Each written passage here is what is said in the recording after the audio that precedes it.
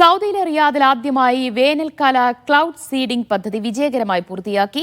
മഴയുടെ അളവ് വർദ്ധിപ്പിക്കുക, ജലസുരക്ഷ ഉറപ്പാക്കുക, പ്രകൃതി വിഭവങ്ങൾ സംരക്ഷിക്കുക തുടങ്ങിയവയുടെ ഭാഗമായാണ് പദ്ധതി. പരിസ്ഥിതി ജലകാർഷിക മന്ത്രാലയത്തിന്റേതാണ് പുതിയ നീക്കം. റിയാദിൽ ഇത് ആദ്യമായാണ് വേനൽക്കാല ക്ലൗഡ് സീഡിംഗ് പദ്ധതി പരീക്ഷിക്കുന്നത്. മേഘങ്ങളെ ഉത്തേജിപ്പിച്ച് മഴ ഉണ്ടാക്കുന്ന സാങ്കേതിക വിദ്യയാണിത്.